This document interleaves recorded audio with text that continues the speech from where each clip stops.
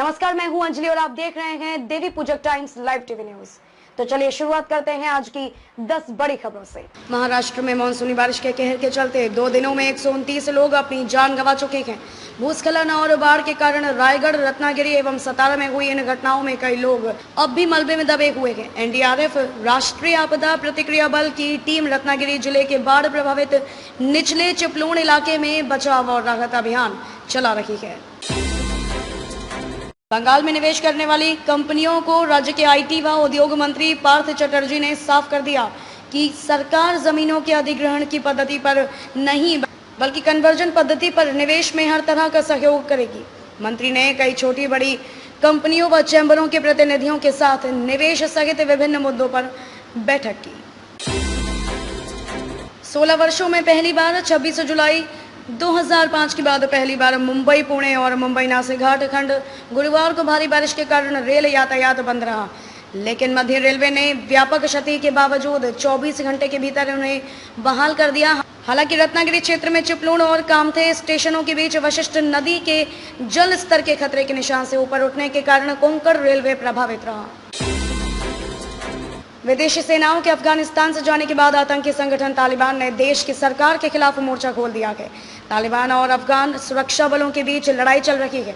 वहीं अमेरिकी राष्ट्रपति जो बाइडेन ने अमेरिकी सैनिकों के जाने के बाद राष्ट्रपति अशरफ गनी को अमेरिकी राजनयिक और मानवीय समर्थन का आश्वासन दिया है। प्रधानमंत्री नरेंद्र मोदी ने शनिवार को गुरु पूर्णिमा के अवसर पर देशवासियों को शुभकामनाएं देते हुए कहा कि आज ही के दिन भगवान बुद्ध ने बुद्धत्व की प्राप्ति के बाद अपना पहला ज्ञान संसार को दिया था। हमारे यहाँ कहा गया है कि जहाँ ज्ञान है वहीं पूर्णता है। जब उपदेश करने वाले स्वयं बुद्ध हो तो स्वाभाविक है कि ज्ञान संसार के कल्याण का पर्याय बन जाता है। भारत में कोरोना वायरस संक्रमण की दर स्थिर सी नजर आ रही है। पिछले कुछ दिनों से प्रतिदिन 30 से 40 हजार संक्रमित सामने आ रहे हैं। बीते 24 घंटों में कोरोना वायरस संक्रमण के 39,097 नए मामले सामने आए हैं और 546 लोगों की इस दौरान मौत हुई। 35,087 लोगों ने पिछले 24 घंटों में इस जानलेवा वायरस को मात दी है। देश के अलग अलग हिस्सों में जमकर बारिश हो रही है। महाराष्ट्र में हो रही भारी बरसात ने राज्य में तबाही मचा दी है। वहीं दिल्ली समेत देश के उत्तरी इलाकों में मौसम उमस भरा रहा, लेकिन अब उत्तरी राज्यों को जल्द ही गर्मी से राहत मिलेगी। मौसम विभाग का कहना है कि अगले सप्ताह में उत्तरी पश्चिमी बंगाल की खाड़ी में कम दबाव के क्षेत्र की वजह से पूर्वी और उत्तर भारत में अगले दिनों तक अच्छी बारिश हो सकती है। उत्तर प्रदेश सरकार ने मिशन रोजगार श्रृंखला के तहत बेसिक शिक्षा विभाग के 6,696 सहायक शिक्षकों को नियुक्ति पत्र प्रदान किया है। लखनऊ के लोक भवन में शुक्रवार को इन शिक्षकों को नियुक्ति पत्र प्रदान करने के साथ उनको संबोधित भी किया। मुख्यमंत्री योगी आदित्यनाथ ने इस अवसर पर नवनियुक्त शिक्षकों से कहा कि आप लोगों को आज अपने घर या परिवार के साथ देश के लिए भी कुछ करने का मौका मिला है।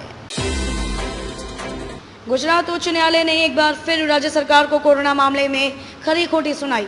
अदालत ने कहा कि कोरोना की तीसरी लहर के लिए तैयार रखो। आरटीपीसीआर टेस्ट, मास्क तथा टीकाकरण पर सरकार को खास ध्यान देने की जरूरत है। गुजरात उच्च न्यायालय ने स्वतः संज्ञान लेते हुए कोरोना महामारी के प्रबंधन को लेकर राज्य सरकार के स्वास्थ्य विभाग को तलब किया था। बॉम्बे हाई कोर्ट की जस्टिस एसएस शिंदे की अध्यक्षता वाली खंडपीठ ने एल्गार परिषद मामले में आरोपित फादर स्टेन स्वामी की तारीफ में की गई मौखिक टिप्पणी वापस ले ली है। स्टेन स्वामी का हाल ही में गंभीर बीमारी से निधन हो गया था। उच्च न्यायालय के निर्देश पर स्टेन स्वामी को तलेजा जेल से इस निजी अस्पताल में दाखिल किया गया था। खबरों में अब तक के लिए बस इतना ही। मिलते हैं फिर 10 बड़ी खबरों के साथ। तब तक के लिए नमस्कार और देखते रहिए देवी पूजक टाइम्स लाइव टीवी न्यूज।